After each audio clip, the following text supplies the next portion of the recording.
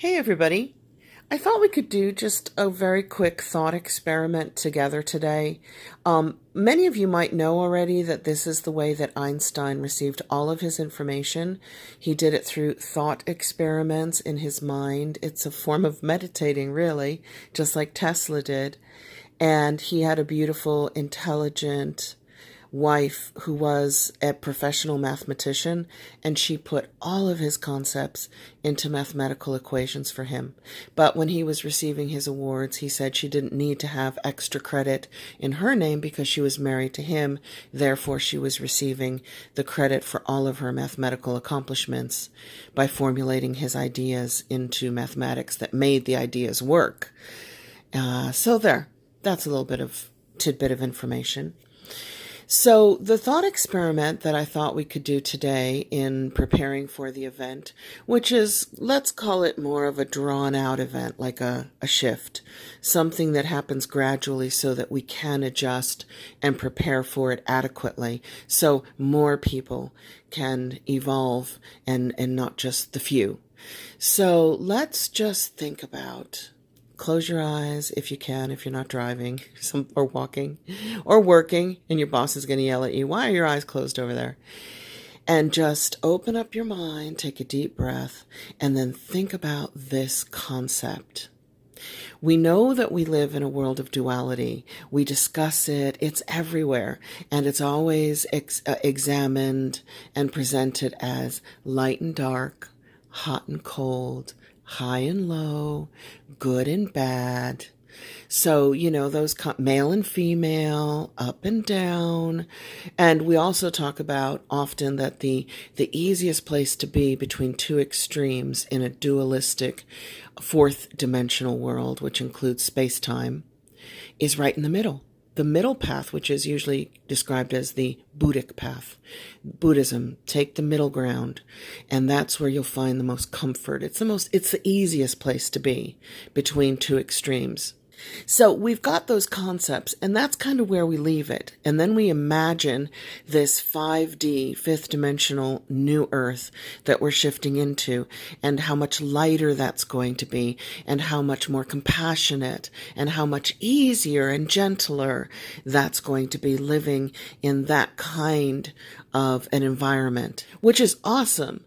But we often leave out the part about, well, how do we get from 3D in a fourth dimensional time dimension into 5D? We're like, okay, that will just happen.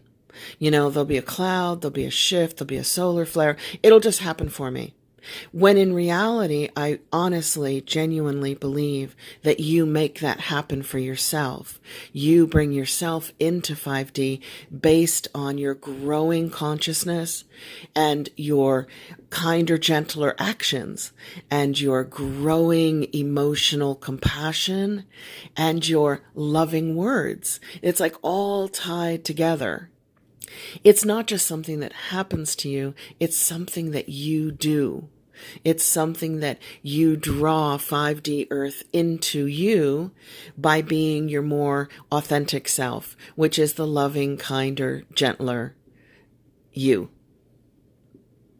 And the thought experiment that I was thinking of in a 3D world to get us more into thinking fifth dimensionally so that we can bring that new earth here, bring the 5D in through us and expand it out around us for everybody to enjoy through our thoughts, our feelings, our beliefs, and our actions, is this little experiment of learning how to understand that two polar opposites can be correct and right and true at the same time.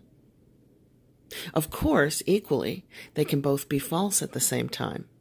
That's the flip side of that coin. So think about two concepts that seem to contradict each other. And we're bumping into these concepts all over the place all the time. One concept is that there is divine destiny for you. Kismet, things are meant to be, synchronicities. You were destined to meet. You were destined to become who you have become. Things are laid out in front of you. Your timeline has a beginning, a middle, and an end, and it's all there right in front of you. Now, the opposite, polar opposite of that is you are the creator here. You create your reality. You manage your destiny. You decide who you become, who you are with, and what happens in your lifetime on this timeline and dimension. Okay, so that kind of polarizes us. The middle ground is the confusing ground because we're like, well, we don't know which one to believe. We'll believe them both and we'll see what happens. But the more empowering idea might be maybe they're both true. Maybe they are both true because I can conceptualize both of them in the here and now. And if I can conceptualize it, there is a philosophical belief that if you can think it, it's real. It's genuine. It's true. Well, how could both of those statements be true at the same time? That there is destiny and fate, which is predeterminism, and you are the creator of your own destiny and your life. One way for those two concepts to be completely true at the same time, and you might come up with other ones, which I'd love to hear about in the comments, is that if we are living as multidimensional beings on multiple timelines that are all here in this current space-time, you could be living on one dimensional timeline, which has a beginning, a middle, and an end. It's based on your current thoughts, your current actions, your current feelings, and your current beliefs. But then what happens if you do something to upset that timeline, which has a destined ending in front of it? You think something differently. You believe something differently. You do something differently. You feel something differently. That timeline starts to wobble and you start to shift to another timeline because you're a multidimensional being in multidimensional space. So now you're shifting yourself to a slightly different timeline that has, well, the same beginning because it's the beginning you remember before you shifted, but it now has a different middle and a different end. So it's predestined. It's out there. It's based on your current beliefs, your current actions, your current thoughts. And then what if something happens to change that and change your actions or change your thoughts or change your belief system? That timeline starts to wobble. It starts to disintegrate. It gets thin and you start seeing other possibilities. You see other timelines around that one and you shift. You shift to one of your desire. You shift to one that serves you better based on the changes you've just made. Now, it didn't serve you 10 years ago, so that timeline wasn't available to you in the past. But since you've shifted your thoughts, your feelings, your beliefs, and your actions, this new timeline that you're starting to see out there serves you because of the changes, because of the evolution of your thought, the evolution of your beliefs, and the evolution of your actions. So you shift. And now you have the same past that you've experienced over multiple timelines that all had different destinies, but you now have a different middle and end in front of you because of the new shift. There's a new ending for you. Now, one way to really easily visualize this, and that you're doing it constantly, moment to moment to moment, which means you live in the most expansive reality possible as a multidimensional being living in a multidimensional world.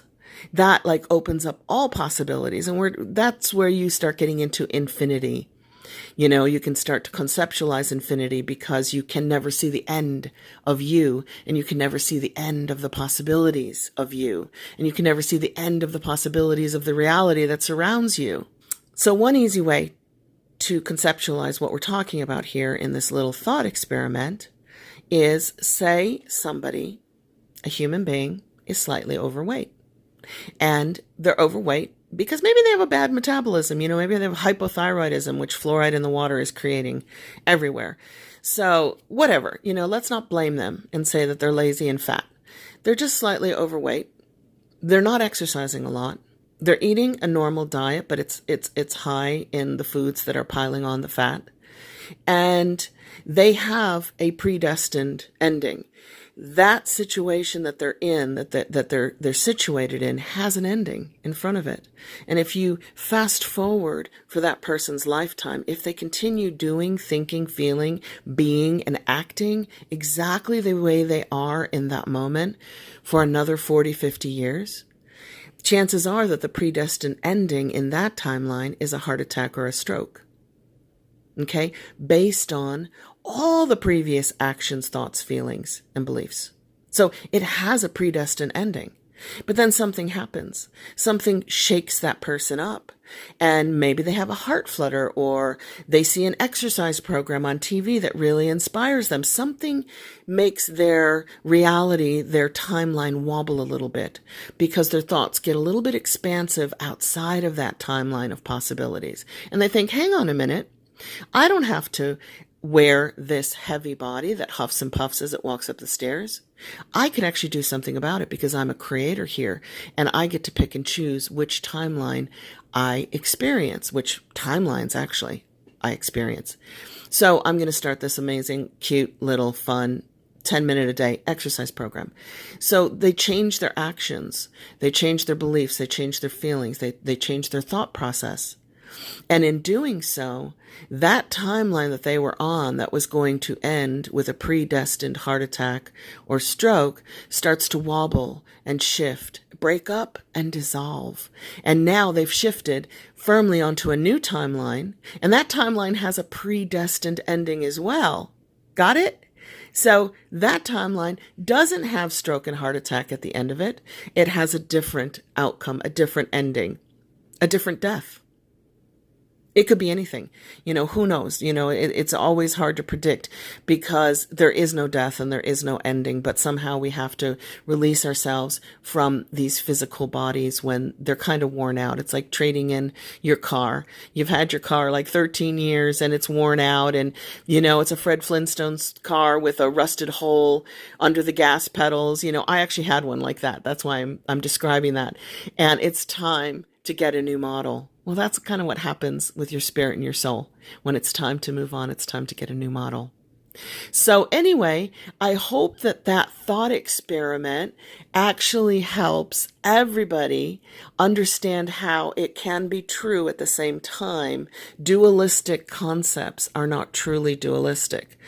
When you see two opposites, think about the opposite and think about its opposite until you can find a way to see how both opposites could coexist at the same time in the same place.